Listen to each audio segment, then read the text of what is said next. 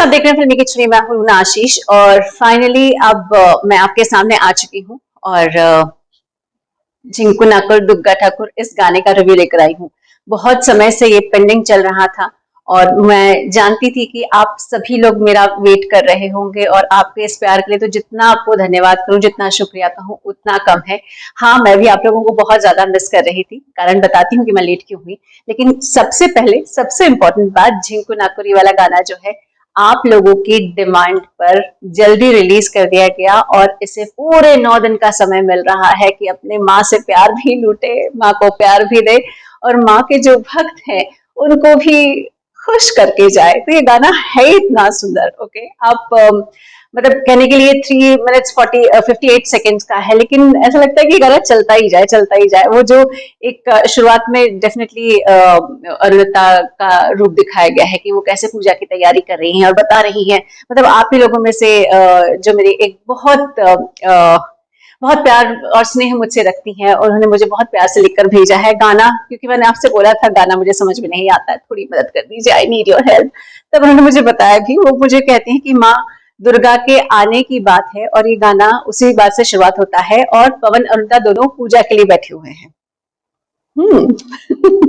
उसके बाद जो अरुणिता है वो कुछ इस तरीके से बोल रही है कि तुम मेरे दिल का हाल नहीं जानते हो, जरा दिल का हाल ढूंढ कर बताओ, माँ भी आ गई है, देखो क्या क्या तुम्हें ढूंढ पाते हो या नहीं पाते हो। तो ऐसे में जो पवनदीप है वो कहते हैं कि मैं भोलेनाथ का भी भक्त हूँ और ऐसा कैसे होगा कि उनके भक्त जो है वो दुर्गा माँ, नवदुर्गा जो आती है, काली माँ जो आती है, अलग अलग स्वरूप लेकर जो आती है, उनके दिल की बात मैं भोलेनाथ का चेला ना समझ पाऊं और तुम दुर्गा माँ की भक्तन के दिल की बात ना समझ पाऊं।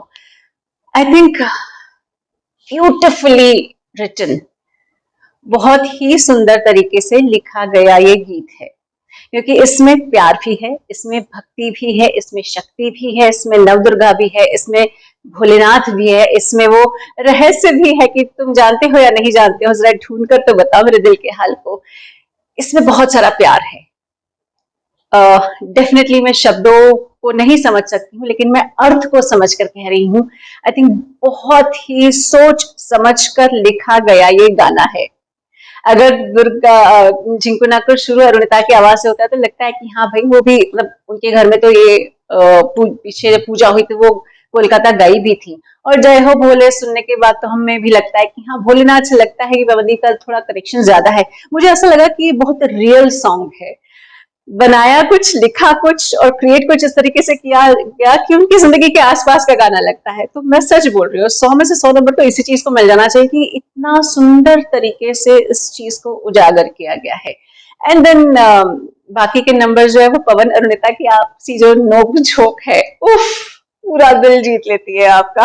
आपके मतलब कोई ऐसा वीडियो, ऐसा पल, ऐसा फ्रेम नहीं जाता है जहां आपके फेस पे मुस्कुराहट नहीं आती हो, जहां पे वो थोड़ी सी झुंझला जाती है कि क्या तुम इधर उधर देख रहे हो, भगवान को देखो, और उनका ऐसा कहती है। तो वही इतने क्यूटली पवनदीप अरुणिता को लुक देते हैं इस गाने में, जिस तरीके से उन्होंने एक्ट किया है, आए हाय दिल चुरा कर लेकर जाते हैं। मतलब इस गाने में जो जिसमें कि पवन अरुणिता का पार्ट है, उसमें दो चीज भयानक अच्छी लगी मुझे। एक तो वो जिस तरीके से कनखियों से अरुणिता को देखता है पवनदीप, वो एक्ट अच्छा लगा। और जब अरुणिता बोलो दुर्गा माए की, वो इतने सॉफ्टली बोलती है, मतलब इतनी सॉफ्ट आवाज है उसकी कि आपको ऐसा लगता है कि हाय इस लड़की को किसी की नजर ना लगे।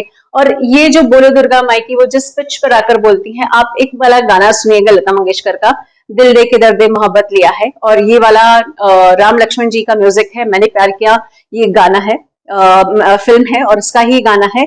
और वो बहुत प्यार से बोलती हूँ, मैंने प्यार किया प्यार किया प्यार किया, वो जो एक सॉफ्टनेस लेकर आती है।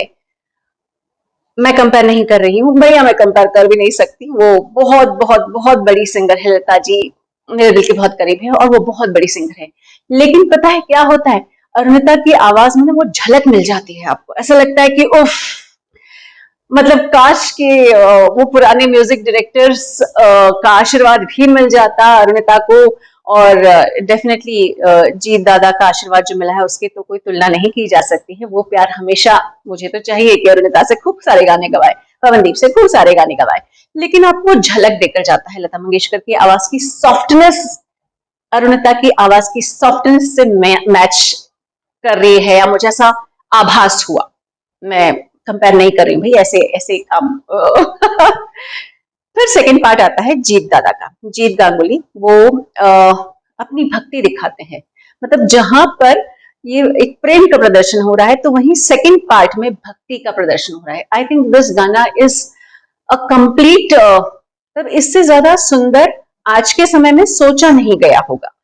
लोगों की भक्ति है, और भक्ति पर कभी प्रश्न चिन्ह नहीं लगाया जाता है, नहीं उसे तोला मरो जैसा बोलते हैं तोल मोल किया जाता है उसका। लेकिन मैं क्या करूं, ये गाना बहुत सुंदर तरीके से लिखा गया है, बहुत सुंदर तरीके से गाया गया है, और जो कॉन्सेप्ट है शक्ति, प्रेम और भक्ति का, वो तो बहुत ही अनूठा एक सम्मोहन पैदा कर देता है आपके लिए। तो मैं सच बोलूं, ये गाना रिफ्रेश करता है। ये गाना आपको लगता है कि उफ, डांस करना शुरू हो जाओ, उफ, माँ के चरणों को साष्टांग दंडवत कर लो, सारे भाव लेकर आ जाता है। जहां तक बात है मैं लेट क्यों हुई, तो मैं ये वाला गाना जी रही थी, जैसे कि माँ अपने भक्तों को, अपने बच्चों को प्यार करने के लिए हर हद तक जा सकती है, चाहे वो महिषासुरमर्दिनी हो, चाहे वो शक्ति हो, चाहे वो कोई भी देवी हो, वो भक्तों को अपने पुत्र पुत्रियों की तरह मानती है। वैसे ही एक समय कुछ रहा मेरे लिए इन दिनों में, जहां मुझे मेरे दामोदर राव को पीठ पर सवार होकर रानी लक्ष्मी की तरह तलवारबाजी करनी पड़ी। मैं वहां पर बिजी हो गई थी। तो अभी और एक दो चीजें और है जहां पे मुझे मानवीयता के नाते बहुत सारी बातें कहने और रखने की जरूरत हो सकती है, पड़ सकती है, लेकिन मुझे ये मालूम था कि इन सब रुकावटें या जो चैलेंजेस मेरे सामने अभी एक माँ के तौर पर आ रहे हैं, उसके उस पार मुझे आप लोग मिलने वाले हैं। और ये जो लड़ाई मैंने लड़ी है, आप लोगों ने इंस्पायर किया है, आप लोगों ने वो शक्ति दी है कि लड़ाई लड़ी जा सकती है और लड़ना चाहिए। और मुझे इस बात की खुशी है कि ये जो छोटी सी लड़ाई थी, जो एक माँ के लिए बहुत विकट था समय, वो मैं पार कर सकी, मैं मेरे बच्चों को दिखा सकी कि तलवारबाजी माँ को भी करना आती है। और देखिए ना, नवदुर्गा के समय में माँ ने, अगर माँ महिषासुरमर्दिनी ने, काली माँ ने, नवदुर्गा ने मुझ में वो छोटी सी शक्ति का संचार किया है,